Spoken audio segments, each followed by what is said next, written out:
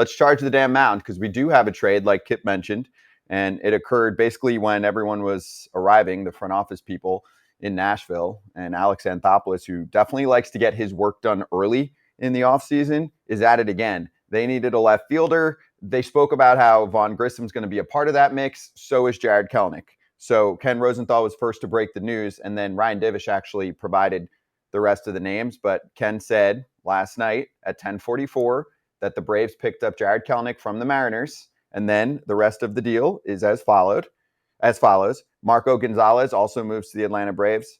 Evan White goes to Atlanta, whose name has popped up more in the last week than it had in the last 2 years, just because he signed one of those early contracts, which is what we saw from Jackson Chourio recently. And then going the other way, Jackson Kowar, who was just acquired by the Braves in the Kansas City deal for Kyle Wright, and also Cole Phillips, who hasn't pitched in the pros yet. Some say would have been a first-round pick, ended up being a second-round pick, big fastball, but Tommy John surgery, so he's still coming back. Mariners gave a little bit of money. We don't know what the amount is. Probably not much since they're super, super, super poor and lost all their money from this past season. They put it all in a piggy bank. They have no idea where it is. We'll talk to Ryan Divish about that part coming up on the Seattle side. Let's talk Atlanta for a sec, Kip.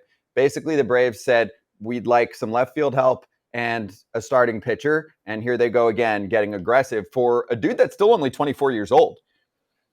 Anthopoulos likes to work, like you said, early in the offseason. He likes to work early in guys' careers to give extensions. He likes just getting his stuff done early. And I think this is going to work out so well for the Braves with Kelenic. I think instead of being kind of the middle focus of a lineup, he gets to go to an Atlanta lineup where the pressure's not on him. The pressure is he's going to be probably down in the 6-hole, 7-hole. He's not required to be that big bat in the middle a little bit. I think he's going to be able to be comfortable. I think he's going to be around some great hitters that are going to take the pressure off of him. And I think that's just going to allow him to become the better version of himself. And you saw glimpses of it last year when he's hot. He's an impact bat. And so, I mean, just the Braves are doing it again. Yeah, and also, Kratz, I'll mention that Marco Gonzalez is not going to stick around with the Mariners, or excuse me, with the Braves for long. Ken has already said today that he's going to be part of another deal. So he's going to be on his way out somewhere else. And if you look at Atlanta, they're looking more for a top-end starting pitcher to bring to the mix for them. They've already gotten rid of quite a bit of depth, including guys like Soroka and Schuster in the trades with the Chicago White Sox. So there you go. There's the tweet right next to us. Braves do not plan on keeping Marco. Kyle Wright's with Kansas City. Yeah. Okay. And probably not going to pitch this coming season anyway, but still under team control through 2026. So the Braves did some reshuffling, and now, a guy like Kelenic. What do you think, Kratz? Did the New York Mets finally say that they can win the Edwin Diaz Robinson Cano trade from years back when Brody Van Wagenen got smashed by some people, but actually they got a top-tier closer for years? I think they finally can say they won it. I mean, this is just the Braves. It's funny how things shift to the narrative, but I feel like we create these narratives for teams.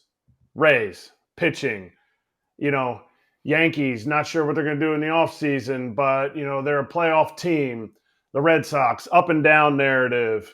The Braves, you sit here and you go, oh, man, Kelenic's this could be a huge breakout guy. Just like what Kip said, he's going to come in and give them an opportunity to platoon a guy. Anytime you have a guy that really is red hot for 1 month and then struggles after that, which I would say that struggles afterwards, yes, he broke his foot later on. He didn't play through a broken foot. He broke his foot kicking a cooler. Kip will tell you, everybody struggles at some point in the season. You need to have the whole season to be able to turn it around. You need to make the adjustment back. He was on an all-star pace in that first month and a half when he was absolutely raking, and he was talking about his swing change and everything. Well, with a swing change, now people see new holes that they can exploit up in the zone, down and away, breaking balls, whatever it is. But you look at the Braves and you say, man, this narrative is just, oh, great. Another guy that they got. I don't think anybody's sitting there like, wow, that was really nice of them for picking up all that money. They're like, roll the dice, see what happens. We're going to go ahead and pick this guy up, and we know what locked him in the first month and a half. We're going to put him in situations to succeed because we don't just play one straight left fielder. But you know what? If he does pump some lefties too, then we can keep him out there. And oh, by the way, he's 24 years old. So our organization actually got younger adding this guy. Yeah, this is a player who's not a free agent until after the 2028 season. I could definitely tell you about having a hot month and then struggling in some other months.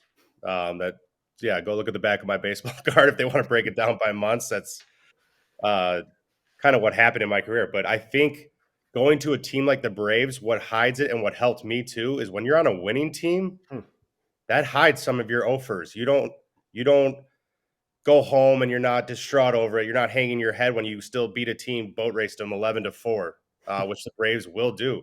So he gets to have a better kind of more optimistic time showing up to the field every day. He's not hanging his head on every offer that happens throughout a game, and he's gets to play part of that lineup. So I think this really is a perfect spot for him to kind of take off. Yeah, and for Kelenic, I mean, if he somehow struggles in the beginning of the year with this ball club, Alex Anthopoulos, I heard on an interview yesterday, said they're super high on Vaughn Grissom. I still think there's a chance he's saying that because Vaughn could be some of their best trade bait too. But he dropped 2 comps for Vaughn yesterday because he's like, hey, the opposite. Of course, but he went all in. Ready? So he said this hitter is like DJ LeMahieu, Howie Kendrick status. 1,000 OPS guy in AAA. He said it. I heard the interview. Okay. About Vaughn Grissom. About Vaughn Grissom. Okay. Yeah. So he's like, dude, we're done with Vaughn in the minors. He needs to be up in the show. Obviously, he hasn't really had a spot for Atlanta. That's what happens too sometimes. You play for a team like Atlanta, especially more than any other ball club right now. They have dudes locked in for a long time, and they play every day. So if you're trying to emerge as a ball player, and especially if you struggle for a pinch, they just won't deal with that. So it might be that he ends up with another ball club. I'm not sure yet what the approach is. Also, you do need depth, and he can play in the infield, and he's learning outfields more so in the offseason right now, too. I think he's playing in Puerto Rico winter ball right now. So something to keep an eye on with Atlanta. They know what they're doing, obviously. One more thing. I just want to show this tweet from Jake Mastriani. I think I got it right here. Fangraphs roster resource has the Braves luxury tax payroll at $260 million, assuming they don't want to go more than $40 million over the luxury tax number, which is like a salary cap basically in baseball. That leaves about $17 million for Atlanta. It really limits them to trade possibilities. Cease would still very much work. Of course, who knows what Alex Anthopoulos has planned. I hate that we talk about this like it's a cap. Also, if teams go over a certain mark, Kip, like you pay a tax, it's not a crazy tax. We'll get to the Angels later. Like they do end up getting a draft pick out of losing Shohei, and that helps. But if they actually went over, like say the Angels by $1 million, you pay like 20%. So it's like, ooh, they ended up having to pay $200,000, which in baseball is like a quarter. Oh, they don't want to go over. They will. They will if the right player comes to them. Mm-hmm. Any team no team wants to go over, but find me a team, especially in the situation that the Braves are in their window, they're going to go over, or they're going to be susceptible to go over. They're going to be okay with going over if player A comes into their lap and will accept it. It's not a cap as much as, I'm with you on that one. Yeah. So I would just keep that in mind. Like, I don't want people to read something like that, Kratz, and think, oh, well, Atlanta can't play for, I don't know, a Jordan Montgomery. Because clearly they were in on Nola, and Anthopoulos kind of indicated that too, that they were in on him. There were some reports that they were in on Sonny Gray. It seemed like they kind of shot that down, but they were in on a big starting pitcher, and the one who got big money so far this offseason is Nola. So if they were in on Nola, I got to assume that they're still playing at the top of the market for a starter if the right fit is there. Plus, not to mention, JP Morosi said that the Braves are still talking to Shohei Ohtani's camp, which is a whole nother ballgame because that's $50 million probably per season. So I wouldn't worry too much about the Braves' finances. Agreed? I want to sign him on a 1-year deal so he could prove his worth. 1 year, $200 million. One year, 80, I think would do it. 1 year, 80.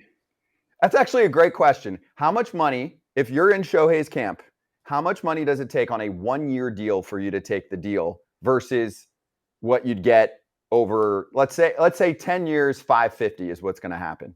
What would convince you to do 1 year, knowing that you might be able to, obviously you're betting on yourself, but prove that by the next year you're healthy, maybe you're throwing a little bit, teams can see that, and you can sign as a true two-way player again, as opposed to one that's supposed to come back. What's the number? They're still going to worry. I mean, I say 80. They're still going to worry about the second Tommy John. Are you going to be able to pitch during the entire life of the contract? I don't think his value's any different, but I'm gonna say 81.5 is the over/under set at. Where's that 1.5 come from? I don't know. It just sounded cooler. He's an over/under guy, so Got to be high because if you're going off just bat alone, which is what it will be this next year, you're coming off one of his best offensive seasons there is. So you're already trying to sell high on that season. So you're basically having to do it all over again. You're up near Kratz's number, I think.